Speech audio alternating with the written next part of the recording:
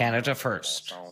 This is the common sense. Let's bring it back. Everyone for being here today. Gives me a chance to state the Conservative mission to put Canada first, to take back control of our economy and become a sovereign, self-reliant, and stronger nation, to stare down American economic aggression and better stand on our own 2 feet, to bring home Canada's promise that hard work gets you a great life in a beautiful home, on a safe street, protected by solid borders and brave troops under a proud flag.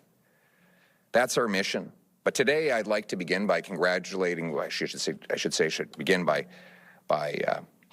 wishing Mr. Trudeau a happy retirement and all the best to his family, and congratulating Mr. Trudeau's economic advisor, Mark Carney, on becoming Prime Minister only 3 months after he moved his headquarters out of Canada to New York, moving jobs away from Canada. Today, Liberals are trying to trick Canadians into electing them for a 4th term in power, with a cabinet that is 87% the same as Trudeau's cabinet. 100% of today's Liberal cabinet were in Justin Trudeau's Liberal caucus. These same Liberal MPs voted to hike the carbon tax, double the debt, double food bank lineups, and double housing costs. The same Liberals all supported blocking pipelines, LNG plants, and passing the anti-energy law C-69 that has made Canada even more reliant on the U.S.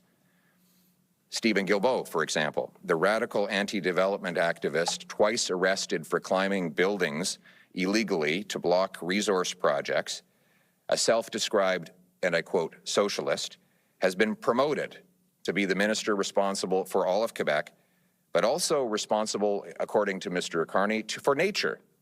That means nothing will get built anywhere in Canada because he will be standing in the way.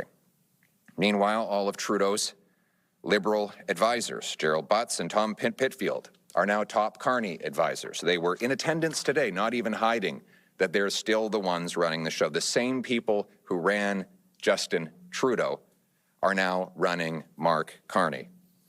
Carney's chief of staff, his Liberal chief of staff, is a former Trudeau minister forced to resign for many scandals, including lying about moving Paul Bernardo out of a maximum security prison. You see, Mark Carney thinks Canadians are stupid. He thinks that a little bit of cosmetic surgery will allow the Liberals to disguise who they are and make people forget what they did for 10 years in order to elect them to a 4th Liberal term. But it's the same Liberal gang with the same Liberal agenda, the same Liberal results, and the same Liberal promises of the last 10 years. Only they want you to be fooled, and they want to take 4 terms. Carbon tax Carney will try later today to pull another fast one. This one's going to be very sneaky, very sneaky. I call it the carbon tax con job. I told you this was going to happen, by the way. Don't say I didn't warn you. He's going to hide the consumer carbon tax for 60 days.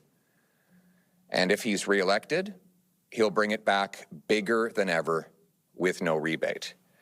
Let's be clear. He says that the carbon tax he intends to bring in after the election will be a, quote, shadow carbon tax. And we know that he loves carbon taxes because he publicly advised Trudeau over the last 5 years to raise the taxes even more. But here's what I've got. This is the Liberal carbon tax law. This law cannot be eliminated unless Parliament resumes to vote it down. Mr. Carney could have asked Trudeau to do that months ago. Mr. Carney could have reconvened Parliament today to vote this law down, but he won't. He will keep the carbon tax law in place, even while he temporarily hides the carbon tax from the gas pump for 60 days leading up to the election. And after that election, if God forbid he were reelected, there would be a bigger carbon tax than ever before, because Carney would no longer need your vote, but he'd still need your money. Canadians know that over 10 years, the Trudeau-Carney Liberals doubled the debt, doubled housing costs, and doubled food bank lineups. They've made us weak, facing the Americans. Giving the Liberals a fourth term will not change any of that. If you cannot afford food or home after 3 terms of Liberals, nothing will change after 4. If you're worried Canada is drowning in debt and taxes after 3 terms of these Liberals, that will not change after a 4th term. If you're afraid of crime, chaos, drugs, and disorder after 3 terms of these Liberals, nothing will change after the 4th term. If you are a senior choosing between heating and eating after 3 terms of Liberals, nothing will change after a 4th term. And if you're worried that Canada can't get anything built and that our economy has become helpless and dependent on the Americans after 3 terms of the Liberals, that will not change after a 4th term. And it certainly will not change with a heavily conflicted Prime Minister who already sold out Canada to move his headquarters to the U.S. only days after President Trump threatened tariffs to steal our jobs. Carney put himself first. Conservatives will put Canada first.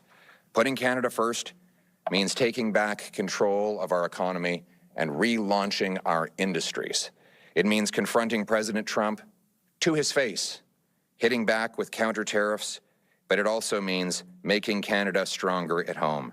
It'll mean bringing in a massive, beautiful, patriotic, bring-it-home tax cut on work, investment, energy, home building, and making stuff in Canada. A tax cut that will allow you to get ahead through your own hard work with lower income tax. We will cut bureaucracy, debt, and taxes. We'll take GST off homes so that you can save up to 50 grand while we incentivize municipalities to speed up permits, free up land, and cut development charges.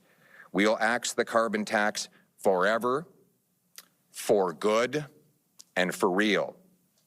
We'll also repeal Liberal laws like the No New Pipelines Act, C-69, and instead grant rapid permission to our companies to build more pipelines, more natural gas exports, more data centers, mines, and other natural resources to bring home powerful paychecks and production to our people.